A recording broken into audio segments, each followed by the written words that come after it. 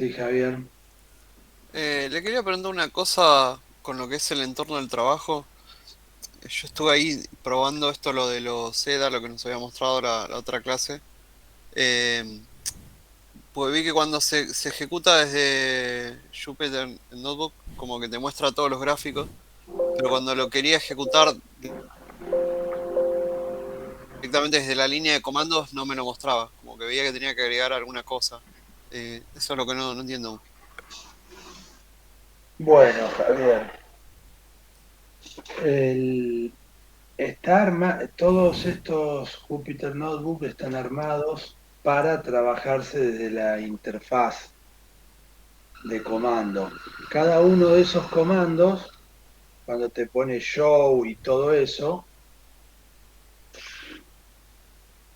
si lo ejecutás con Python y migraste tu Jupyter Notebook a un punto .pi y lo ejecutás, no te va a sacar la interfaz gráfica porque lo estás ejecutando por línea de comando. Lo único que tenés que hacer es en, el, en los Matplotlib, en los Seaborn, en todas esas herramientas, decirlo que te lo direccione a un archivo.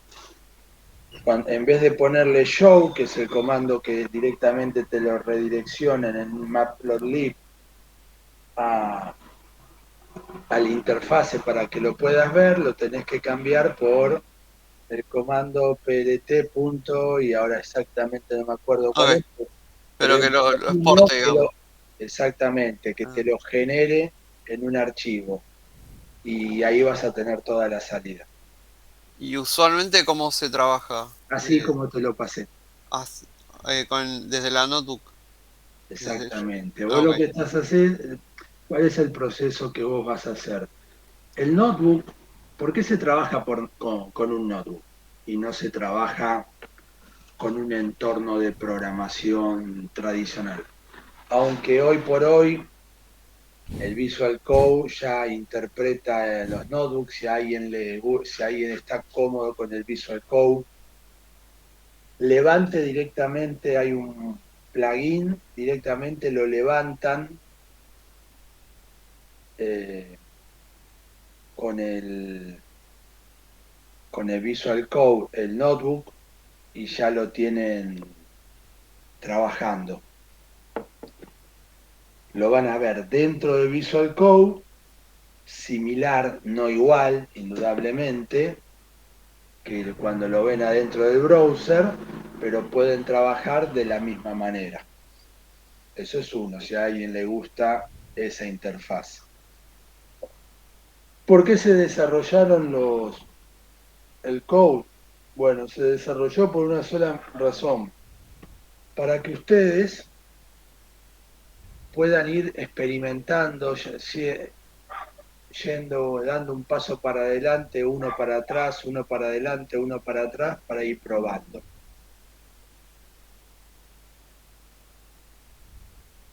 Cuando ustedes hacen, vamos a ver que entrenemos, ahora que hoy vamos a entrenar los algoritmos. En los ejemplos que estamos viendo, los tenemos cerrados para trabajar con, con notebooks y porque no son tan grandes los datasets ni consumen tantos recursos. Pero por lo general, Javier, lo que vos vas haciendo cuando estás trabajando con el EDA, la limpieza, con el Feature Engineering, trabajás en el notebook. Trabajás en los notebooks y después, si vos tenés un dataset que no es monstruoso, vas a continuar el entrenamiento, lo vas a seguir haciendo en los notebooks. Pero probablemente vos vas a tener una gran cantidad de datos, entonces no te conviene trabajarlo directamente en el notebook, por la sencilla razón. ¿Escucharon esa moto que pasó? Sí. Sí, Sí, sí. Si ustedes supieran lo que es, yo tengo un día ganas de frenarlo y decir, ¿se puede ser tan pelotudo al muchacho? Es un scooter que le cambió el caño de escape. En algunos lugares está prohibido. Scooter, ¿no? Sí, pero scooter, ¿entienden? Scooter, es un scooter. Porque vos escuchás esa moto y te imaginás que vienen los Hell Angels, ¿viste? Con las camperas de cuero. Parece una chopera, una Exacto, ¿viste? algo así. Viene con... y el pibe viene con un scooter. Es comiquísimo, hace ruido, pero vos lo ves y es disonante la imagen. Pero bueno, ¿qué le vamos a hacer? Hay de todo en esta vida. Bueno, y el pibe debe trabajar en algún lado porque todos los días a la misma hora, por lo menos cumplidor, ¿viste? Pasa, debe ir a trabajar, indudablemente. Bueno, entonces, continuamos. Cuando vos tenés un entrenamiento y tenés un dataset muy grande, el entrenamiento seguramente lo vas a hacer por línea de comando. Y nada más esa partecita, el training, y vas a salvar el entrenamiento y lo vas a dejar ahí. ¿Para qué? Para optimizar los recursos de tu equipo. Bien, ahora la pregunta que ustedes van a ver cuando estén entrenando es, pero si yo tengo un dataset muy grande y el entrenamiento me puede tardar horas, días, un grupo, compañeros de ustedes, de un par de hace 2 años, que eran dos chicos que se estaban presentando su trabajo profesional, decidieron hacer un trabajo que era excelente, el laburo que hicieron. Hicieron una red neuronal generativa, que se llama redes neuronales generativas, que crean cosas nuevas a partir de conceptos similares, y generaron como una red social o un sitio, una app para para la para marketing, para generar logos. Entonces vos agarrabas, generabas un conjunto de logos, tenías logos, tomabas logos de muchísimas empresas.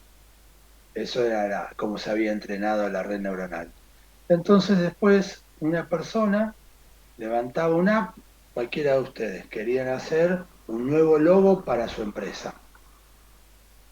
Entonces miraban, en vez de tener que escribir, que sea un logo no sé, de tal color, con tal tipo de letra, con esto, con lo otro, vos lo que hacías era, cliqueabas logos que te gustaban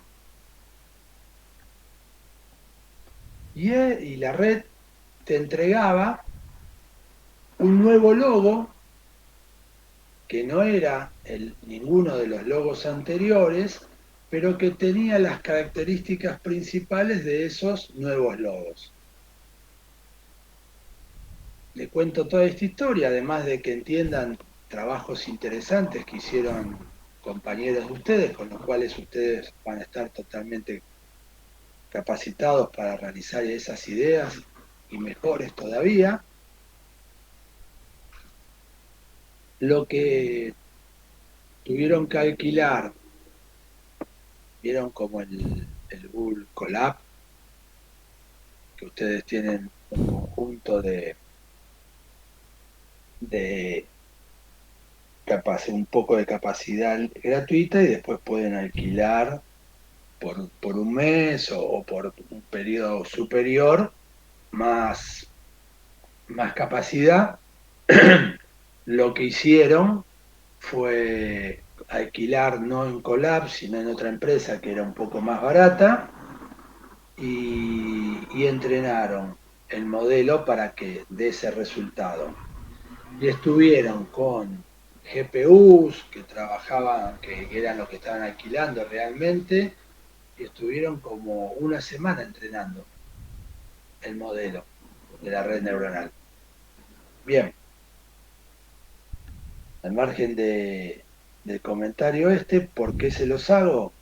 Porque ellos, para definir qué tipo de red generativa era la más apropiada, porque hay muchas arquitecturas, lo que fueron tomando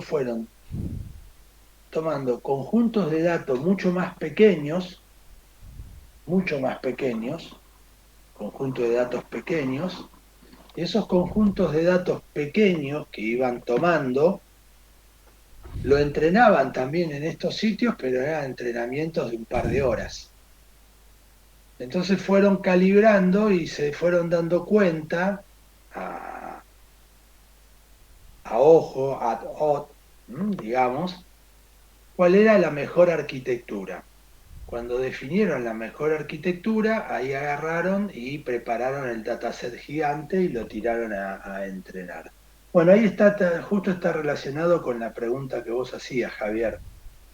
Hay una gran parte que la vas a hacer gráfica en los notebooks, vas a ir haciendo el ajuste y probablemente el entrenamiento final lo vas a hacer por línea de comando. Y ahí es como se hace. Esa sería la forma. Bien. ¿Alguna pregunta más?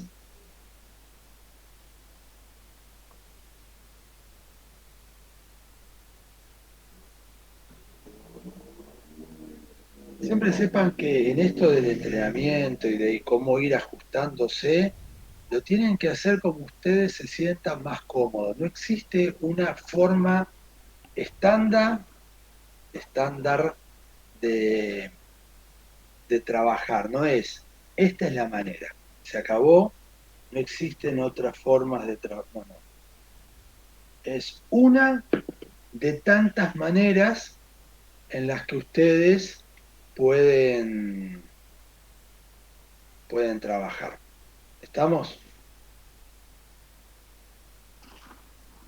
Encuentren la suya. Un ejercicio que tienen que hacer de manera individual para poder dedicarse a esta industria es el hecho de poder trabajar de manera rápida, eficiente, y esa manera rápida, eficiente, no se lo da un libro, sino como ustedes logran y como ustedes quieren trabajar y sus habilidades específicas, ¿no? Cada uno de ustedes tiene facilidades para una parte o otra parte de todo el proceso de ciencia de datos y ustedes tienen que ir encontrándolo. Y la única manera que lo van a ir encontrando es experimentando. Hagan el proceso, busquen. ¿Buscaron estos últimos días puestos de trabajo en el área de Machine Learning o inteligencia artificial? ¿Alguno de ustedes buscó? El silencio es Yo resignación. no me siento muy confiado como para aplicar. Pero Agustín, te tenés que tirar a la pileta. Tenés que empezar, aunque sea en esta primera etapa, no mandes el CV, pero empezá a tomar nota de lo que están pidiendo. ¿Mm? Acordate que uno de los ejercicios que ustedes tienen que ir haciendo es definir qué es en qué industria les gustaría trabajar, qué parte de la ciencia de datos o de la inteligencia artificial les gustaría ocupar, les gustaría tener una posición. Y todo eso se va a buscar viendo el espectro de trabajos que tienen. ¿Quién vio o quién estuvo al tanto de lo que pasó este fin de semana en la industria del gaming?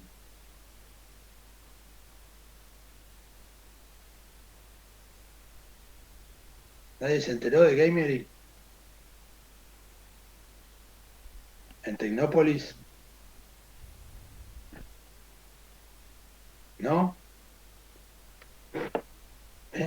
Tienen que estar al tanto. Si yo, que soy un viejo decrépito ya, me ocupo de estar más o menos al tanto, ustedes que son jóvenes y además que les debe gustar jugar los videojuegos, fue un evento muy importante que hubo durante 3 días seguidos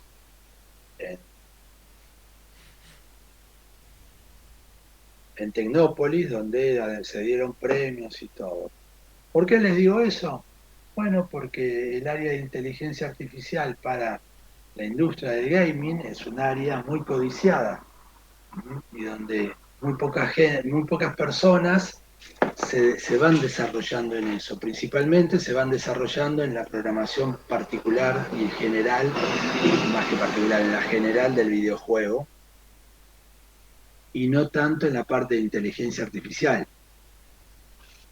que es como tener un pasaporte al mundo, porque pueden trabajar en cualquier estudio de gaming de cualquier parte del mundo.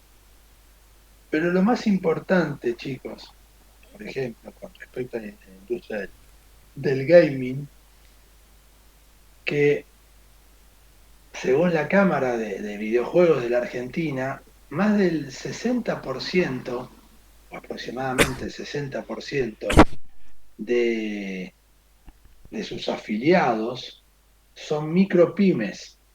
¿Qué quiere decir micropymes? 4, 5, 6 personas que trabajan. 6 desarrolladores que sacan un juego, lo ponen en producción y trabajan tanto sea desarrollando sus propios juegos como para otras empresas más grandes. Y después hay un 20% que son pymes, o sea, la inmensa mayoría de las empresas de rubro, que serán un casi 90%, son pymes y micropymes. Son empresas chiquitas. Quiere decir, son empresas que ustedes pueden empezar y pueden crear. Entonces, tienen que estar metidos en eso. Y la inteligencia artificial los va a ayudar mucho a meterse en ese mundo. ¿Por qué? Porque cuando ustedes dicen, trabajo con el módulo de inteligencia artificial de Unreal.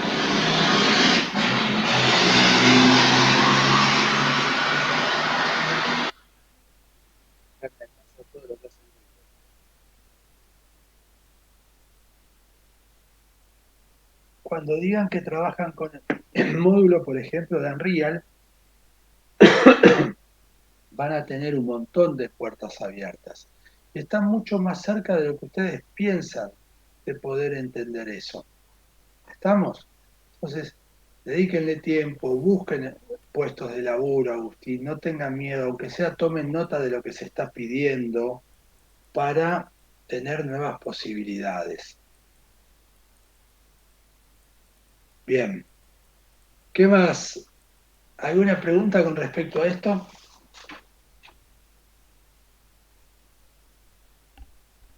No, por ahora no. Ayer les mandé un video. ¿Tuvieron oportunidad de verlo? Sí, sí. Bien, bueno, ahí tienen un poco de cómo evolucionó la historia de la inteligencia artificial desde los ojos de la Universidad de Stanford, pero realmente ellos fueron artífices principales desde la década del 60 de todo esto. Y bueno, ahí tienen que, véanlo, vean cómo se van poniendo las capas geológicas, ¿no? Cómo aparecen nuevas tecnologías y siempre lo tienen que relacionar con que esas nuevas tecnologías van apareciendo en función de una combinación de nuevos desarrollos, pero también también deben entenderlo, que son de nuevos avances tecnológicos, capacidad de resolver con la tecnología problemas que hasta hace un tiempo no se podían. Siempre es la combinación de ambos, como se va avanzando en la tecnología, ¿no? No es solamente el avance del fierro, sino que es el avance teórico. Una vez avanza teóricamente y eso empuja la tecnología. Hay veces que la tecnología sobrepasa a los desarrollos teóricos que existen y ayudan a que avance y es una sinergia entre las dos patas para poder ir avanzando. Así que lean, escúchenlo y vayan analizándolo. Con respecto al idioma, está en inglés, eso es algo que los que no tienen problemas, perfecto, pero los que tienen, sí, chicos, deben dedicarle un tiempo si quieren trabajar en esta industria y si quieren hacer alguna diferencia. El no poder expresarse medianamente en el idioma inglés les va a generar un problema hacia adelante y les va a limitar determinadas oportunidades laborales. Entonces, en mejor o en peor medida, trabajen con el idioma. Y sobre todo, practiquen. Es como la facultad, no deben desentenderse del idioma nunca, salvo que estén trabajando ya en ese idioma y estén 4, 5, 6 horas al día hablando en inglés, con lo cual ahí no tendrían que dedicarle más tiempo, pero si no, tienen que dedicarle semanalmente al idioma inglés un poco de tiempo. ¿Por qué? Porque en nuestra carrera el idioma inglés es central. Es lo que les va, primero, para entender la tecnología. Toda la tecnología está en inglés. Y segundo, para poder ocupar mejores puestos laborales o, si quieren levantar su propia startup, para poder trascender al medio local. El mundo se comunica con el inglés, no importa en qué país estén, la lengua franca va a ser el inglés, entonces tienen que tener esa habilidad. Así que los que no lo tienen, a laburar en eso que les va a ayudar en su carrera profesional. Bueno, los que no pudieron escuchar el video, escúchenlo y vean cómo va evolucionando la historia de la inteligencia artificial. Es un muy buen resumen de esto. Bueno, volvemos a lo de siempre, ¿no? Los tipos. Ahora lo que van a poder hacer es entender un poquito más ese video, más esto, les va a permitir. Pero siempre vuelvo a este lugar.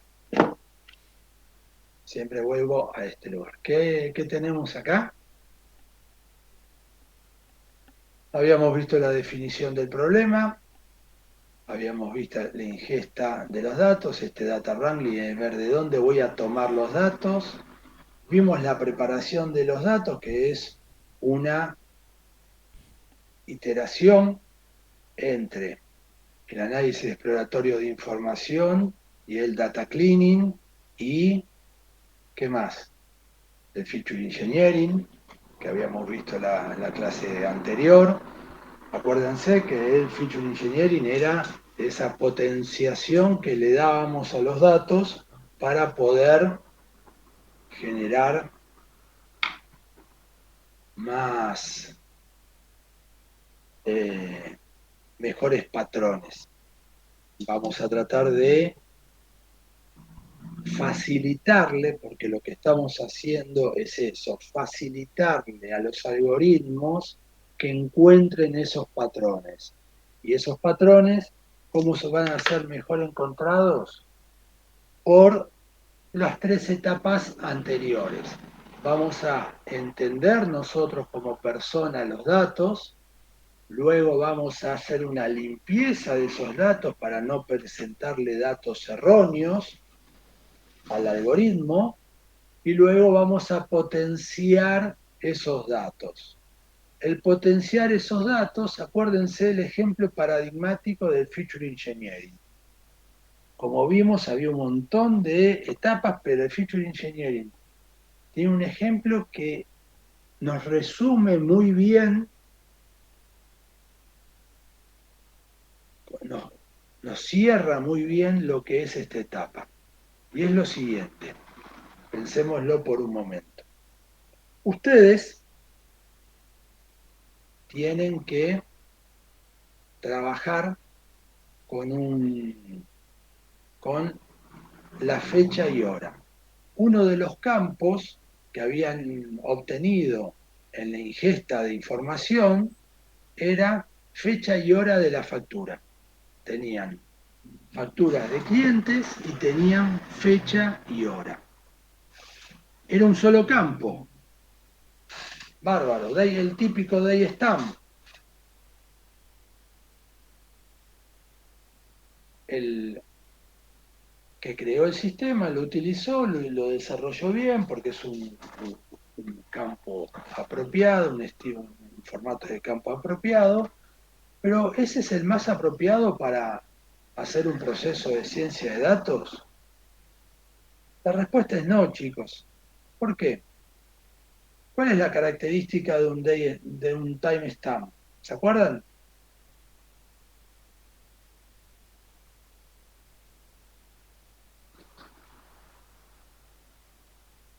Cuando vieron base de datos, Orga, algo de eso lo tuvieron que ver ahí. ¿Cuál es la principal característica? Se utilizaba para ordenar y para que sean valores únicos, porque tenía hasta milisegundo, ¿no? La característica propia de lo que es un timestamp hace que le haga costar mucho o le genere mucho esfuerzo al algoritmo poder encontrar un patrón, porque tenemos dividido hasta milisegundos. Entonces, ese timestamp para la ciencia de datos, en términos generales no sirve mucho, pero sí sirve si nosotros los desglosamos, lo partimos y generamos varias etapas pequeñas, varios pedacitos. ¿Cuáles son los pedacitos que vamos a generar? Muy fácil. Día, hora, puedo generar otro que sea mañana, tarde o noche, otro que sea semana del mes, otro que sea mes, otro campo que sea quarter, otro campo que sea si es fin de semana o feriado, otro campo que sea semestre, otro campo que sea año, y yo separé el timestamp, que era un dato complejo que en sí tenía un montón de información, pero como estaba no me servía, lo pude desglosar en un montón de features, en un montón de columnas, y ese montón de columnas me permitía a mí desarrollar mejor mis modelos. ¿Por qué? Porque el modelo le va a resultar más fácil encontrar patrones, por ejemplo, con el campo mañana, tarde o noche. ¿Por qué? Porque voy a haber agrupado un montón de ventas con una marca que dice estas ventas fueron por la mañana, estas fueron por la tarde y estas fueron por la noche. ¿Ven? El concepto de generar nuevas características, de potenciar nuestro dataset, es ese. Después, como habíamos visto, hay un montón de métodos a cada tipo de dato que se le puede aplicar para potenciar, para dar esteroides a mi dataset. Pero el ejemplo paradigmático es el timestamp de una base de datos para que entendamos que el timestamp solo, sin procesamiento, no sirve. Pero cuando yo le aplico toda esta parafernalia de subdivisiones, me va a permitir a mí trabajar mejor con este dataset. ¿Alguna pregunta hasta acá? Entonces, el timestamp original no se usaría, se usaría esto Exactamente, se nuevo. tira. Ok. Vos lo que hiciste es utilizar todos los demás. Es la forma. Yo en unas pruebas que hice vi justamente eso, que tenía problemas con el campo cuando era tipo date. Claro. ¿Por qué? Porque además no permite hacer nada. Entonces tenés que agarrar y separarlo en todos los pedacitos esos. Es más, el Feature Engineering, el Feature Tools te genera, le das un timestamp y le puedes decir, dividímelo en todo lo que se te ocurra. Y le agrega un montón de nuevas características. Bárbaro. Entonces llegamos, ya terminamos, hipotéticamente, porque esto en realidad es una iteración, este círculo que vemos en la pantalla es una iteración constante. Estamos ahora parados en una nueva etapa. Esta nueva etapa se llama Data Segregation o Data Segregation, para ser mejor, para hablar un poco mejor, no ser tan tarzán. Bueno, ¿qué es lo que estamos viendo acá? Bueno, estamos viendo algo bastante simple. Hay un concepto que cuando nosotros le tenemos que pasar los datos del entrenamiento al algoritmo. Todo este dataset que hicimos, todo este trabajo, se lo tenemos que dar al algoritmo. Pero ¿qué vamos a hacer? Como nosotros queremos asegurarnos que el dataset realmente funciona, que el algoritmo se entrenó correctamente con este dataset, lo que vamos a hacer es lo siguiente. Vamos a agarrar y vamos a dividirlo. Me voy a reservar una cantidad de registros que no los va a ver el algoritmo. El algoritmo no los va a ver, nunca los va a ver. Los voy a separar. ¿Para qué? Para que después cuando saltemos a la otra etapa, luego del entrenamiento, que se llama la evaluación del modelo, esto me va a permitir que yo tenga un conjunto de datos que no vio nunca el algoritmo y que me haga una simulación como si fuera en la vida real, cuando esté en producción el algoritmo. Entonces, lo que yo voy a hacer antes de entregarle los datos al algoritmo para que se entrene, lo que voy a hacer es separar un conjunto de datos, un porcentaje. El porcentaje va a depender de la cantidad de datos que tienen. Van a encontrar mucho en la bibliografía que van a decir, bueno, 75-25, 75 para entrenamiento, 25 para evaluación.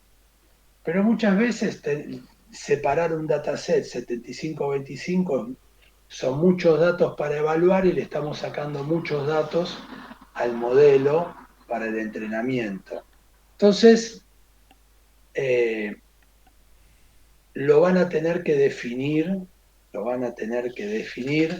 ustedes en cada proyecto en el que encaren, el porcentaje que no le van a mostrar al algoritmo. Eso es separar los datos y después vamos a empezar con el entrenamiento del modelo. Hasta acá hay una duda, lo único que hicimos fue dividir el dataset en dos. Una parte no lo va a ver el algoritmo y otra parte se lo voy a presentar al algoritmo. Ya está. ¿Alguna duda hasta acá? Yo tengo una pregunta del paso anterior, Dale. que cuando habíamos hecho la exploración de datos y notábamos cosas, eh, ¿qué pasa con aquellos registros? Por ejemplo, supongamos que tenemos registros que tienen ingresos, ¿no? Un campo que es de ingresos, es de un monto.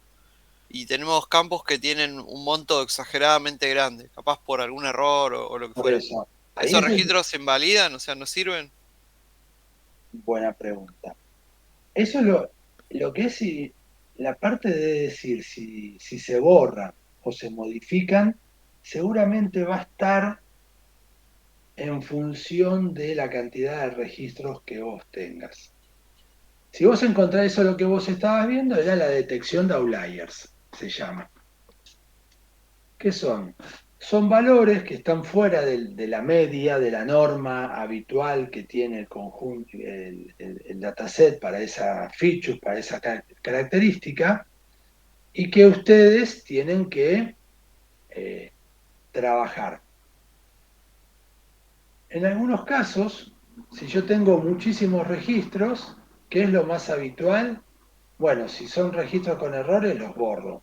Se los comunico al owner del conjunto de datos, del proyecto, le digo, mira, todos estos datos tienen errores, te los paso, dáselos a tu equipo de desarrollo para que vean por qué se están grabando con errores. Pero ese es el camino feliz, ¿no? Ese es el camino cuando vos tenés muchísimos datos. Pero como siempre les digo, muchas veces no van a tener tantos datos para entrenar. Entonces, a partir de ahí, ustedes van a tener que tomar otras decisiones. ¿Y qué son otras decisiones? Bueno, las otras decisiones son, ¿qué hago con este registro? No me puedo dar el lujo de perder registros porque tengo pocos registros. Pero tampoco puedo poner el registro de esta manera porque tiene un error, tiene un importe excesivamente grande porque fue un error de tipeo, por ejemplo.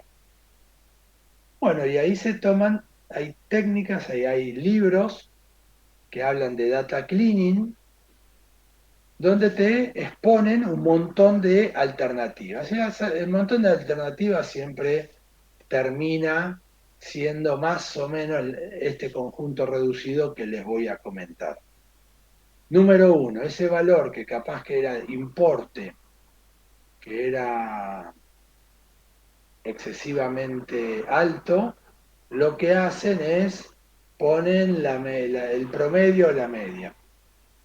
Lo reemplazan por la media de esa característica. Si la media era de 100 pesos la compra, ese valor gigante lo reemplazan por 100. Ya está. Hay algunos que hacen un, un paso más para decir no, que no sea tan a lo bruto este cambio, hacen un pequeño análisis del conjunto de datos sin la variable importe.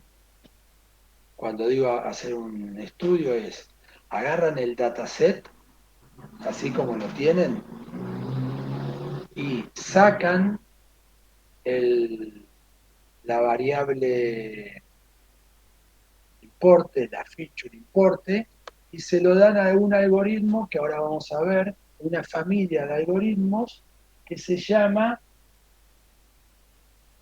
de clustering. Son una familia de algoritmos que ustedes le pueden pasar un conjunto de datos y ese conjunto de datos los va a dividir él sin que ustedes le hayan hecho ninguna preclasificación. Eso va a generar algo que se llama en ciencia de datos clúster. Después vamos a ver cuál es la diferencia entre un clúster y un segmento. Va a generar un clúster. Entonces, después vos vas y buscás ese registro que estaba mal, lo vas a buscar en qué clúster cayó, porque todos los registros van a caer en un clúster, en distintos, ¿no? Pero todos van a estar asignados a algún clúster. Ese clúster en el que cayó, vas a ir a buscarlo, vas a tomar todos los elementos, todos los registros de ese clúster y vas a calcular la media, pero no ya la media general, sino la media del importe de ese clúster y lo vas a reemplazar por el valor que estaba mal, le vas a poner eso.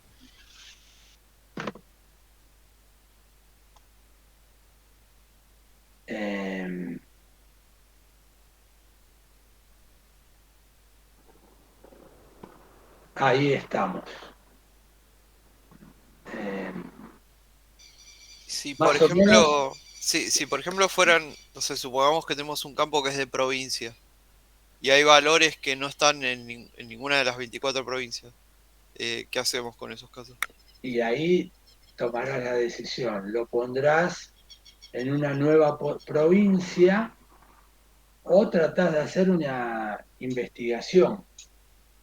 Ah, ok. Capaz, por ejemplo, con el domicilio puedo ver qué provincia era. Exactamente, Está a bien, qué provincia pertenece, por el código postal, por algo. está bien. Fíjate, viste, cada problema vos te vas dando cuenta más o menos cuál sería el método por el cual vos te tenés que ir dando cuenta. Está bien.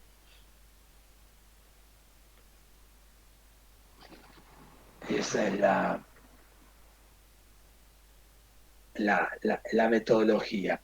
Y a ver, ustedes cuando lean van a ver que hay papers eh,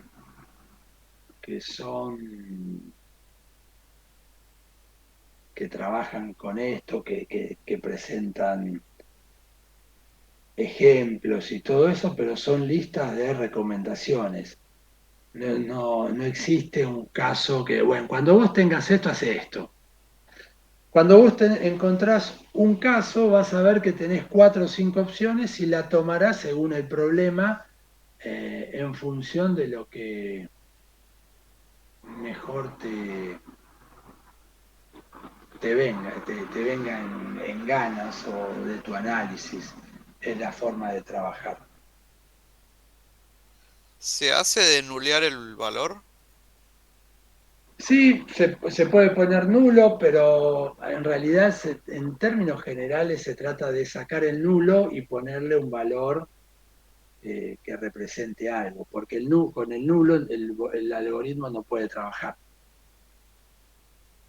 Entonces lo que se le hace es, bueno, este valor que tenía nulo, que tenía un valor incorrecto, lo voy a reemplazar por este otro valor. Y ya está. Esa es la forma. Por ejemplo, si vos tenías registros que tenían ingresos nulos, se le pone cero, por ejemplo. Sí, o se le pone, o se trata de hacer lo que te acabo de decir. Claro, una media o algo así que Una no media, afecte. Está bien, que no claro, afecte el resultado general. exactamente. Esto siempre, a ver, la primera recomendación que tenés que tener en la cabeza es, si yo tengo suficientes registros, los borro, porque si no tenés que entender que yo estoy amañando o sea, modificando mi dataset, con lo cual el resultado se va alejando cada vez más de la realidad. Entonces, la primera regla de escritorio es, si yo tengo muchos registros y puedo entrenar un algoritmo con esto, lo que tengo que hacer es lo borro cuando encuentro errores o cuando encuentro datos incompletos. Borro el registro para no modificar tanto mi dataset, para que sea una representación lo más verosímil posible de la realidad. ¿Qué hago con esos registros? Mi única obligación como científico de datos es agarrar, me doy vuelta, se lo doy al owner de los registros y mira, todos estos datos, todos estos registros que me pasaste tienen errores. Fíjate porque tus sistemas andan mal. Es más, creo que se los conté en una de las primeras clases, pero en ese momento muchas veces lo que me ha pasado a mí, y es una experiencia real, he tenido que frenar el proceso de ciencia de datos, del problema que queríamos resolver. ¿Por qué? Porque el problema que habíamos encontrado era tan grande, tan mayúsculo, que no, hay que arreglarlo, tenemos que poner todas las barbas en remojo, arreglarlo y después veremos si seguimos con el proyecto. He encontrado en esta etapa todo lo que se les puede ocurrir a ustedes y un poco más también. Entonces, muchas veces se frena acá el proyecto y nos tenemos que poner todo a programar para arreglarlo. Porque ¿qué se da? Una dualidad. Hay que arreglar por un lado los sistemas, pero por otro lado se tiene que hacer un análisis más profundo del error en los datos que ya está grabado para modificarlos y dejar una versión correcta. Y eso te puede llevar meses de trabajo. Así que en esta etapa piensen que en algún momento puede ser que ustedes tengan que frenar el proyecto. Es muy común que en esta etapa se frene el proyecto de ciencia de datos. Bueno. Una pregunta más. ¿Cuál es el límite? O sea, ¿a partir de qué momento decís, no, con esto no se puede trabajar? Y eso depende del algoritmo que con el cual vas a trabajar. Los algoritmos de clasificación y clusterización, el límite inferior, hipotético, mínimo, dicen que es 50 registros. Realmente me parece extremadamente pocos. Ponele, para que más o menos veas, tener unos 300 registros. Pero el número que yo te estoy diciendo,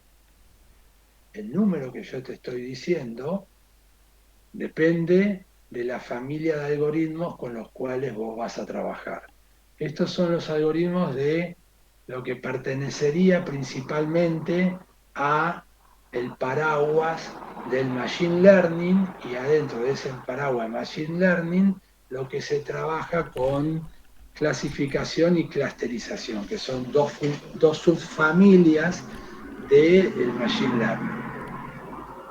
Pero, por ejemplo, si vos vas a trabajar con Deep Learning, que está a la par del Machine Learning, y con las redes de aprendizaje profundo, redes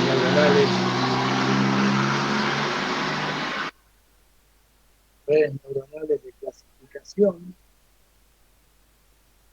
lo que ustedes van a encontrar ahí, lo que van a encontrar en ese lugar, es que, por ejemplo,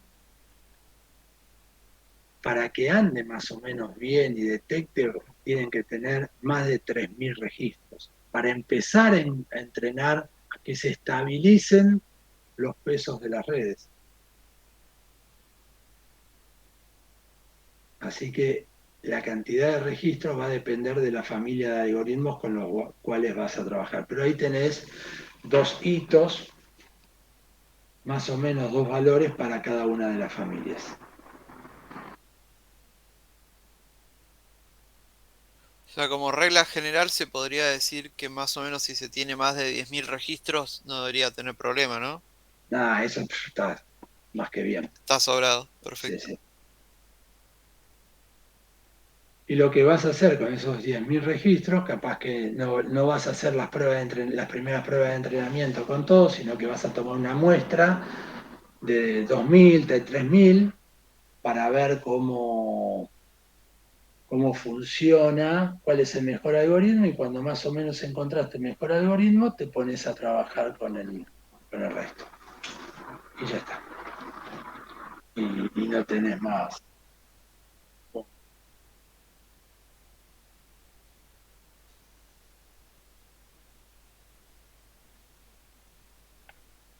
Bueno. Hasta acá, chicos.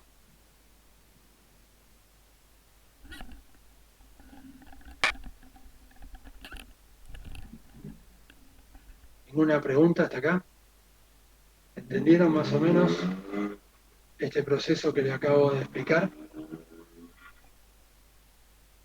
Por mi parte sí se entendió, por mi parte. Bueno, hacemos un break, ensayamos el mate y 10 arrancamos de vuelta. Perfecto. Ahora, eso es lo que hice. Dataset. Dataset es todo esto que tengo acá. Son las 24.000 registros por 24 columnas. Le dije, tomame una fracción del 95%. ¿Ven? Ahí. Tomamos una fracción del 95%. El random, el número random para que la semilla, para donde como quiero que arranque. Le digo que me muestre ejemplos. Este sample lo que te va a decir es, va a tomar de los 24.000 un 95% y me los va a entregar en un conjunto. Acá lo que pongo es que a la salida de esto me haga un reset de los datos. Bueno, acá lo que hago es, después le pongo al restante, le pongo, miren, ahora que estoy viendo este código tiene un error. Miren el error que tiene. Está mal escrito este código.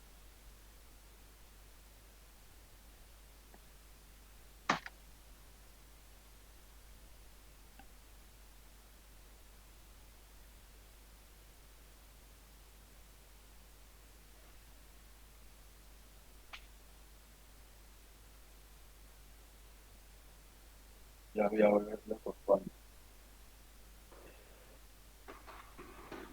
Ahí está. Primera línea de código.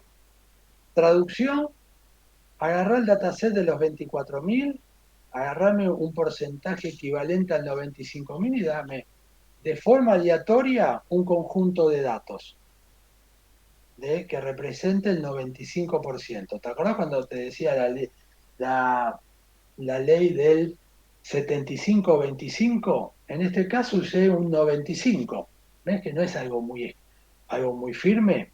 Entonces acá me guardé un conjunto de datos que representa el 95% de 24.000, que debe estar aproximadamente en un 22.000 y monedas. Acá lo que hice fue guardarme el conjunto de datos que no le voy a mostrar, por eso es el ANSI, que no le voy a mostrar a mi algoritmo y que después lo voy a utilizar cuando me diga el algoritmo que se terminó de entrenar, lo voy a probar yo manualmente en este estadio, en el Model Evaluation. ¿Cómo se lee esta línea? Fíjate, como acá tengo un index que me fue dando el 1, el 3, el 10, el 20 que fue tomando, le dije al dataset original, borrame este índice y a la salida dropeame el índice para que empiece este conjunto de datos de 0 a 1000 y pico que va a representar el conjunto de datos de prueba. Por eso, si yo lo ponía acá, borraba el índice del data, iba a estar mal hecho. Entonces acá lo que tengo que poner es esto. Ahí está. Ahí está. Y ahí tengo. ¿Qué hice? Agarré el data que tenía los índices y eso aleatorio, y lo que le puse es le borré el índice y lo dejé no, correcto. Esto se hace siempre así, no le entiéndanlo como se lo expliqué, después lo pueden experimentar, pero es para separar mi conjunto de datos. La cantidad de datos que voy a trabajar y la cantidad de datos que después voy a trabajar para evaluar el algoritmo. Este paso siempre se hace. ¿Está? Bárbaro. Y ahora miren lo bueno que tiene esta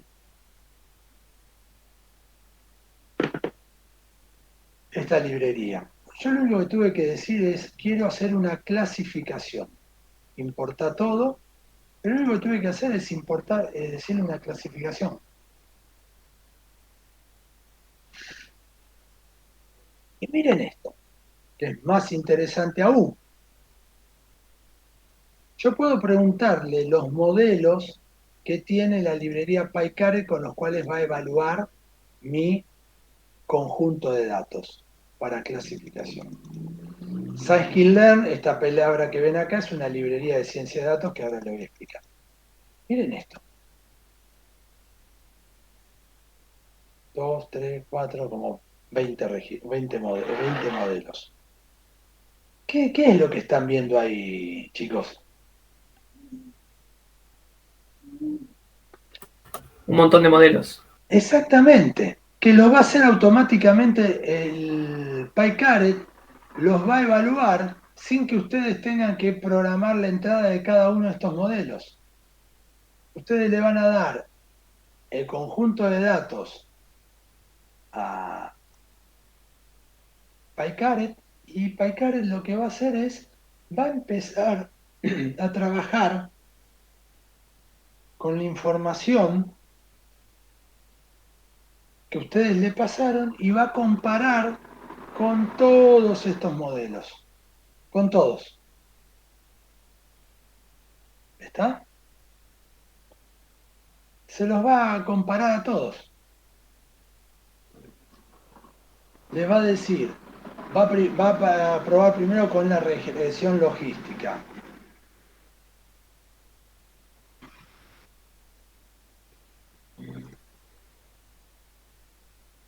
Va a ir con el neighborhood, con Valle, decision tree, uno por uno, y él se va a ir guardando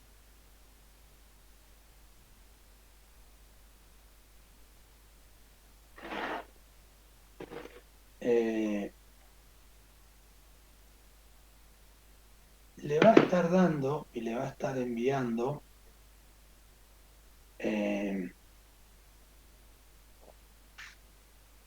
la evaluación de cada uno de estos modelos, y estos modelos lo que va a terminar haciendo es que mostrándole el mejor resultado. Ustedes siempre piensen lo mismo, que si ustedes no lo habrían hecho con esta herramienta, tendrían que haber programado la entrada de cada uno de estos algoritmos. Y acá está, empíricamente, están viendo por qué es mejor trabajar esta familia de algoritmos. Esta familia de algoritmos de Automated Machine Learning y no manualmente los algoritmos. ¿Cuál es la ventaja de trabajar con esto? Una persona, un científico de datos, por bueno que sea, por alineado al trabajo que sea, muy probablemente en el séptimo, en el octavo algoritmo que esté probando, se va a cansar. ¿Y qué va a hacer? Va a patear toda la mierda. ¿Está? Va a patear toda la mierda. Ahora bien,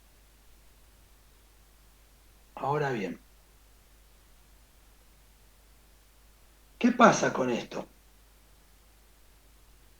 El algoritmo, el Automated Machine Learning no se cansa y los evalúa todos.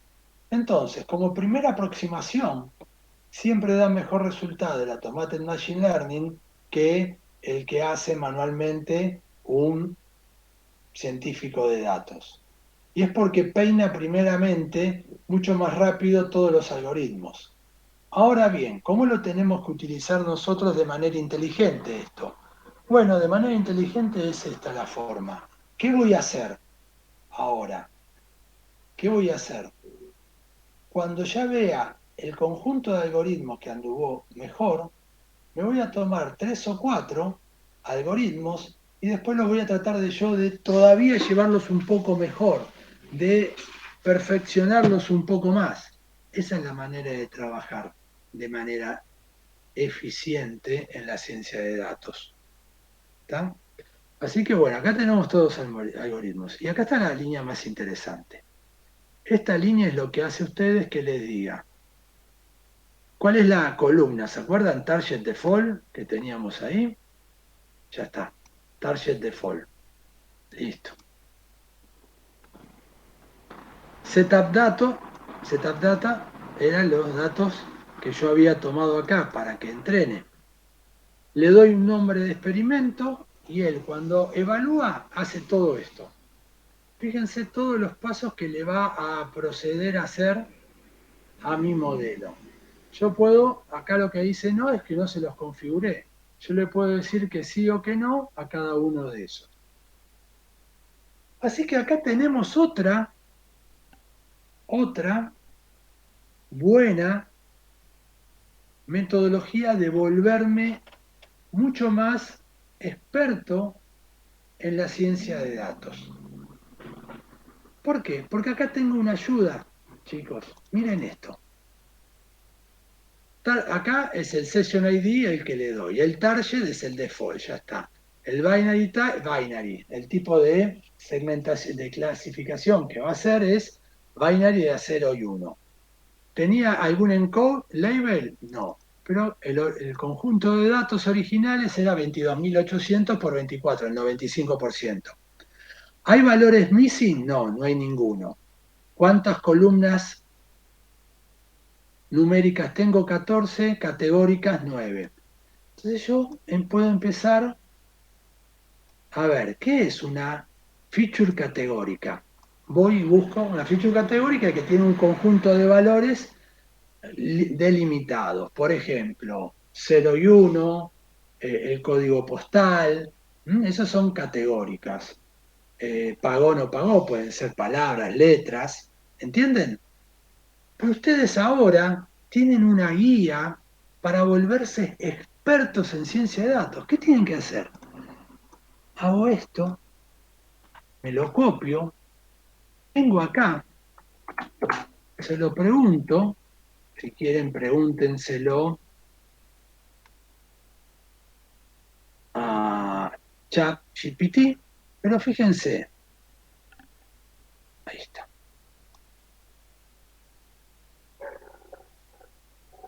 Les explica lo que son, y acá les da un ejemplo, ¿no? Un poquito más para ver.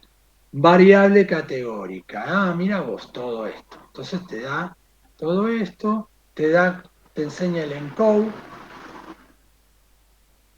cómo se podría hacer. Esto lo vamos a ir viendo más adelante.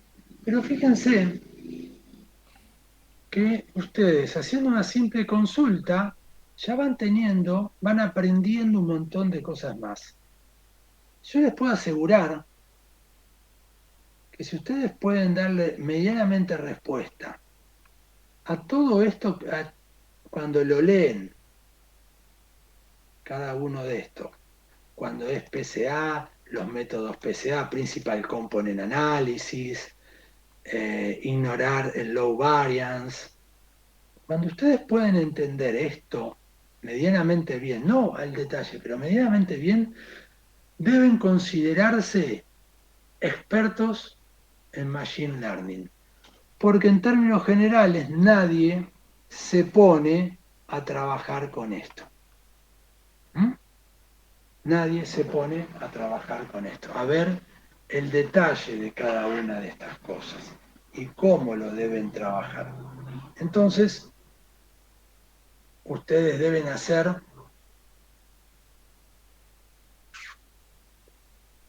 referencias a lo que están viendo acá nada más. No tienen ninguna otra cuestión que ver. Algo interesante son las líneas 11 y 12. A su vez, internamente, el PyCaret lo vuelve a dividir, y acá sí lo está dividiendo en un 75-25 aproximadamente, de datos, un 80 por ahí, donde va haciendo él mismo el entrenamiento y la prueba. El entrenamiento y la prueba con algo que llama cross-validation, y acá tenemos el número de folders que va haciendo. Todo esto es para entrenar internamente. Pero, ¿cuál es el nombre o qué es lo que yo les quiero mostrar? Para empezar a trabajar es una línea de código. Nada más. Ustedes con esta línea de código ya pueden trabajar bastante bien. Les va a hacer automáticamente todo esto. Y ustedes pueden ver en el help de PyCaret una breve explicación y después ir, como yo les dije, buscando, haciendo referencias, entendiendo un poquito más. Y ya lo tienen resuelto casi, el modelo. Abajo, lo que yo les detallé fueron las principales entradas que son las con las cuales tienen que trabajar. Y entender. Estas sí o sí las tienen que entender, el resto las tienen que ir entendiendo en el camino. Y les va a servir a ustedes para poder hacer muchos mejores modelos. ¿Está? Porque todo esto que ustedes ven es una mezcla de data cleaning, data validation y feature engineering.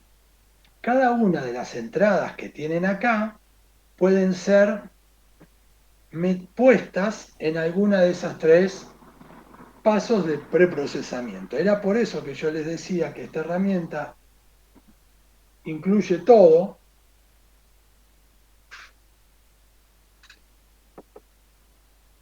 No es la que hace todo el modelo, pero sí trabaja bastante con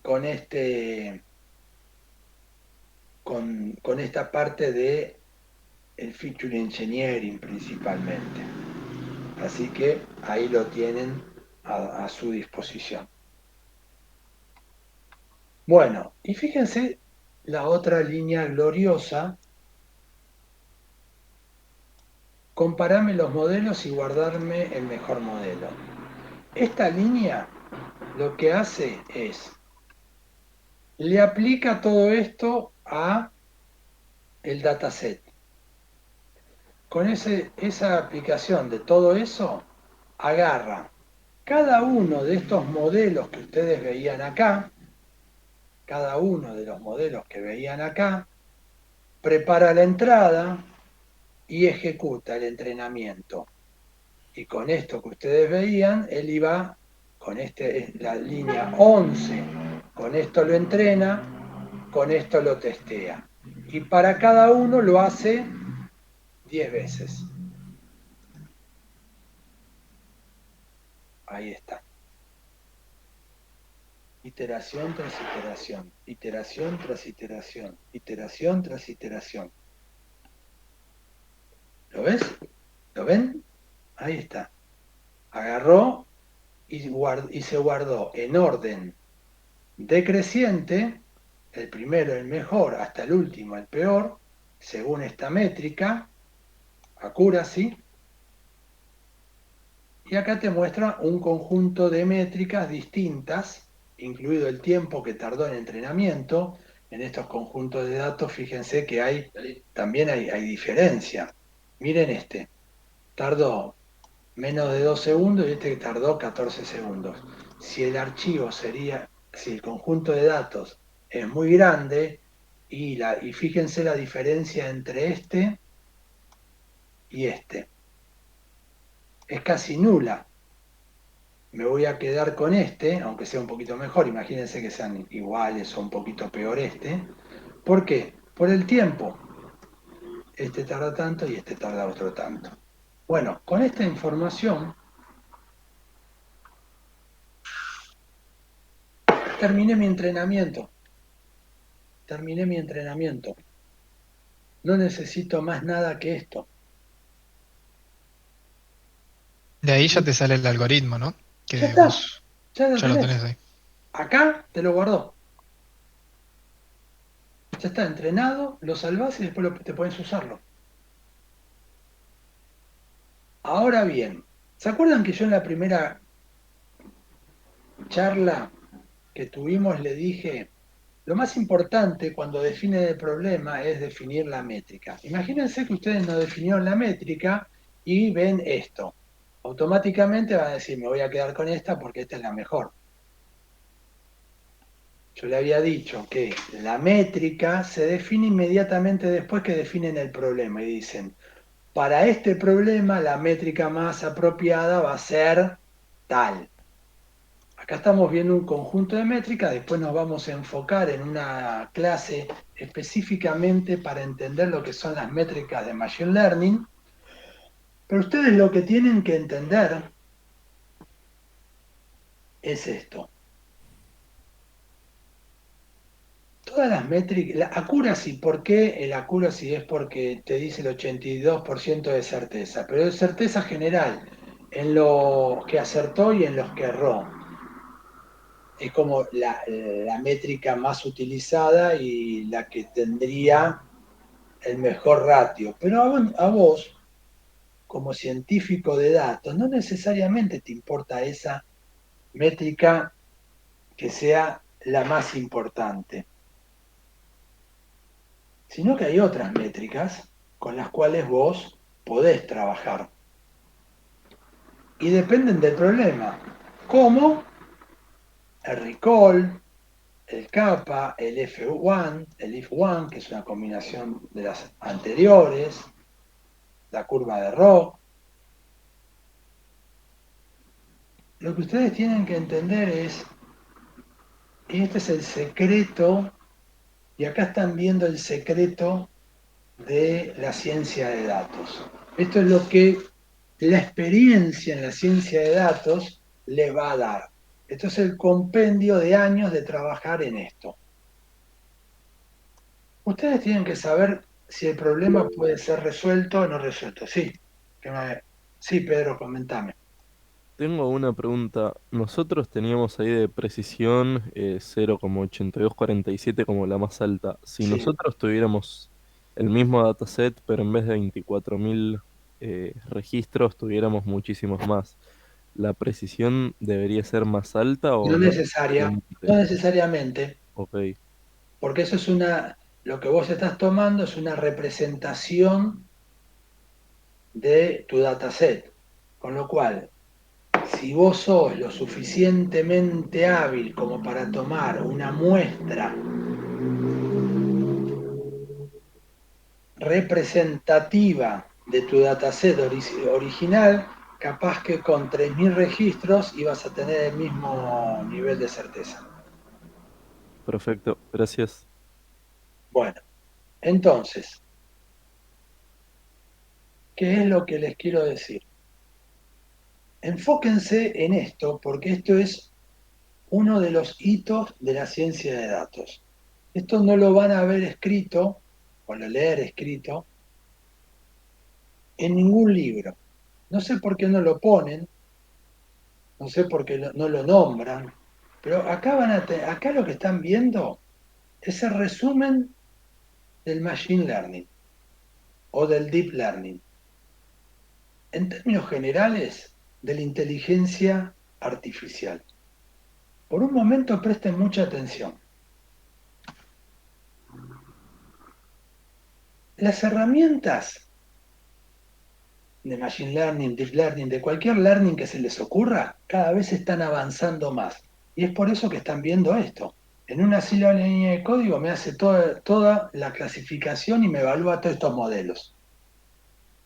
Yo podría, es más, ponerle más modelos, enganchárselos, y yo me vuelvo, si ustedes se volverían más expertos, yo acá podría sofisticar mucho más esta entrada y ponerle más algoritmos y trabajar con más y que genere todo solo. Bien, bien.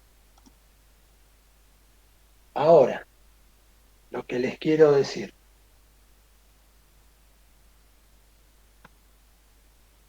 Ustedes día a día van a ver herramientas que hacen cosas cada vez más avanzadas y en consecuencia más automatizadas.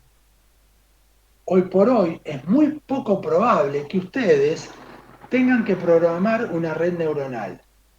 Lo más probable es que configuren una red neuronal, que le digan cuántas capas tiene la red neuronal, cuántas neuronas de entrada, cuántas las capas ocultas, cuántas neuronas de salida. Pero también vamos a ver un caso que se llama Keras, es una librería que trabaja con redes neuronales de aprendizaje profundo. Pero ya tenemos el AutoKeras, que es una librería de ciencia de datos automática, que lo que hace no es otra cosa, que ¿qué? Agarrar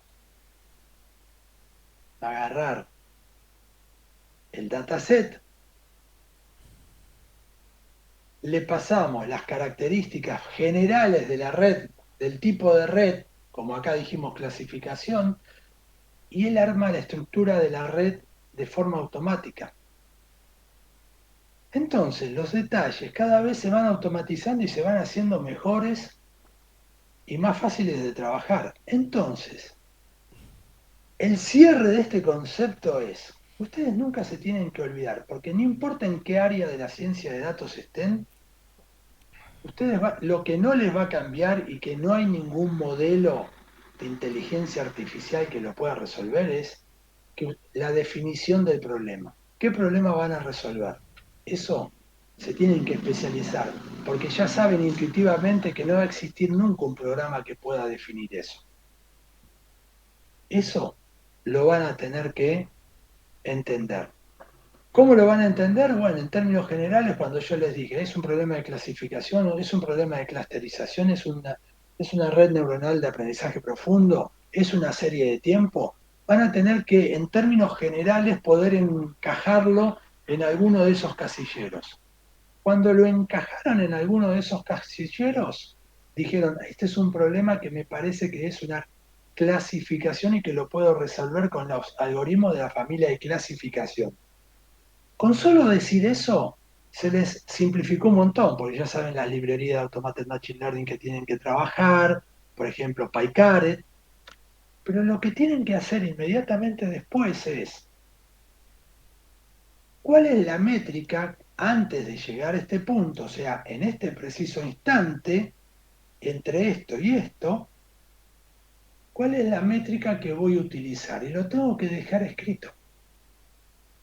La mejor métrica que me va a describir el proceso es tal. Entonces, podemos volver a decir, esta es la encrucijada de la inteligencia artificial en el día de hoy. Entiéndanlo, al momento presente. Esta no es el mismo problema que tenía yo cuando tenía su edad y era, en vez de yo ser el profesor, ser estudiante, como lo son ustedes. Nosotros teníamos, el profesor de esa época tenía otro problema. Había otro problema, que era el problema que nos tenía que enseñar a programar Bayes, el CatBus, el RIG, el Linear Discrimination, el AdaBus, el Random Forest, nos lo tenía que enseñar a programar. ¿Por qué? Porque lo único que había eran libros que definían las características y el desarrollo matemático. Y vos tenías que agarrar, ponerte a leer y tipear. El tiempo pasó y llegamos a esto. Entonces, nuestro problema hoy es entender cuál es el problema que queremos resolver, entender con qué familia de algoritmos lo podríamos solucionar y de antemano saber cuál es la mejor métrica que podríamos utilizar. Lo que les acabo de comentar, chicos, después seguiremos con esto, lo que les acabo de comentar es el nudo actual de la inteligencia artificial. No tienen que saber los modelos matemáticos que hay atrás, no tienen que saber cómo programar un algoritmo, no tienen que saber cómo poner en producción un algoritmo, ya hay herramientas que lo hacen. Lo que ustedes tienen que entender es, cuando se enfrentan a un problema, poder discernir con qué familia de algoritmos lo puedo resolver, cuál es la métrica que voy a utilizar y cómo cómo orquestar, porque fíjense que lo que yo estoy haciendo ahora como programador no es tanto programar a bajo nivel. Lo que estoy haciendo es lo que se denomina en programación orquestando. ¿Orquestando qué es? Dándole una secuencia a las distintas invocaciones de las librerías que existen para resolver ese problema. Se acabó. Ese es el nudo actual de la inteligencia artificial. Hoy por hoy se van a encontrar con personas, no, porque yo programo y hago esto. Esa persona se quedó en el paradigma anterior, en el paradigma 2.0. Yo aprendí con el paradigma 1.0, que era tener que leer el libro. No tenías ninguna librería, tenías que leer el libro y escribir todo. Los que te dicen que configuran los parámetros de la red y todo eso manualmente, son los que se quedaron con el paradigma 2.0. ¿Cuál es el paradigma de inteligencia artificial? Yo se lo estoy poniendo 1, 2, 3, 4 para que lo entendamos, ¿no? Pero no lo van a encontrar así en los libros. Era el que tomaba librerías básicas y tenía mucha configuración de bajo nivel. Ejemplo paradigmático, TensorFlow, una librería de muchas de las áreas de inteligencia artificial, tanto sea de aprendizaje profundo como de clusterización y clasificación, donde trabajar cada parámetro, tenías que estudiar muchísimo todos los parámetros que le tenías que pasar. De ahí saltamos a una versión 2.5. ¿Cuál fue la versión 2.5? Aparecieron librerías como Keras, como PyTorch, que eran librerías que se montaban sobre TensorFlow, por ejemplo, para simplificar la configuración de parámetros que tenía eso. Pero todavía era configuración de parámetros de modelos 1 a 1. Y después llegamos al 3.0. El 3.0 es cuando salió el agente de Keras, que era que había hecho la configuración semiautomática de TensorFlow. Le dije, ¿por qué no puedo dar un pasito más y que la arquitectura me la saque solamente la librería, en prueba y error, AutoKeras? Paralelamente, para clasificación y clusterización, procesamiento del lenguaje natural y series de tiempo, aparece PyCaret, Tipo, AutoFit. Son todas librerías que es en nuestra definición informal, la que estamos haciendo nosotros a nivel de cátedra, estamos diciendo 3.0, donde no solamente configura los parámetros del algoritmo, sino que me compara los distintos algoritmos de la familia y me muestra los resultados. Este es el nudo actual. Y esto es donde ustedes se tienen que especializar. Y es lo que ustedes tienen que entender cuando escuchan distintas personas que les hablan, no, porque yo configuro y obtengo, ok, ya saben dónde están parados. ¿Está?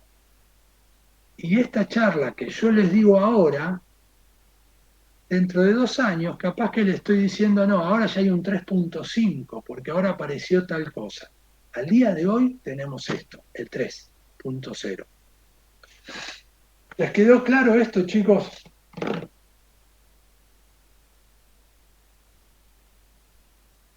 Y en este 3.0 la tarea sería que nosotros filtremos, ¿Cuál es el mejor básicamente, algoritmo? qué nos conviene más según nuestro problema. El Exacto. resto ya está todo hecho. Lo que vos tenés que entender es, ¿y esto cómo se hace? Por eso le digo, tienen que tomar dataset, tienen que leer, ver, para decir, esto es un problema de clasificación, esto es uno de clusterización, esto es una serie de tiempo, esto es una red de aprendizaje profundo, lo puedo resolver, esta es la métrica que tengo que utilizar. Eso es lo que ustedes tienen que entender. No tienen que entender otra cosa. No tienen que ir por otro camino. No hay otra cosa. Sí. Tan simple como eso. El día que ustedes puedan dedicarse a reflexionar sobre lo que les acabo de decir, no porque se lo dije yo, sino cuando entiendan la profundidad de esto que acabamos de ver, van a ver que la ciencia de datos para ustedes se hace mucho más simple, es mucho más fácil de entender.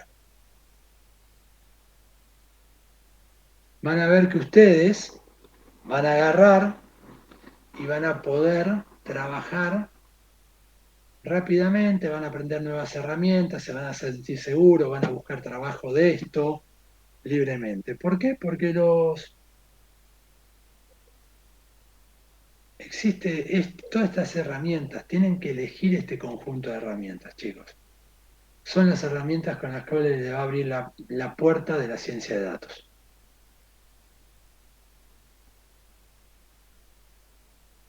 ¿Estamos?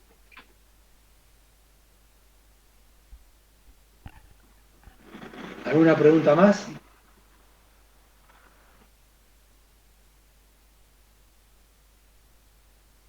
Yo tengo una consulta.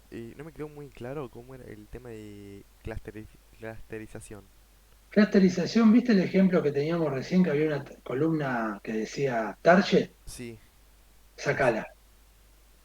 ¿Cómo? Ya está. Sacala. ¿La saco y listo? Listo. La clusterización no tiene ninguna clasificación de antemano. Y vos le estás diciendo al algoritmo que Claro, trate de que lo ordene él mismo, básicamente. ordene. ¿Cómo lo hace? No es magia. Hay otros modelos, ¿no? Pero para que ustedes lo puedan relacionar con algo que vimos en. No, ya ni me acuerdo, en cálculo, sí, en alguna de estas materias de matemática, ya ni me acuerdo en qué materia lo habíamos visto, la distancia de Euclides. ¿Se acuerdan cuando vieron la distancia de Euclides que dijeron, ¿para qué sirve esto?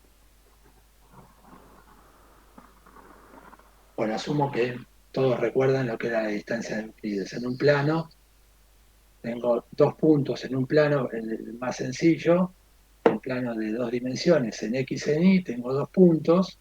¿Cómo hago para tener la distancia de esos 2 puntos? No es restar y sumar solamente. Para hacer el cálculo de la distancia es Euclides. La distancia de Euclides se calcula. Bueno, esto es una sofisticación de eso. En vez de 2, porque si tuviéramos serían 2 dimensiones si tuviéramos dos, dos features, pero como tenemos n hiperplanos, es el cálculo de la distancia y todos los que están más cerca los tomo como que se parecen. Eso sería lo que hace la clasificación muy por arriba. Tata, gente, gracias. Bueno, ¿alguna pregunta más?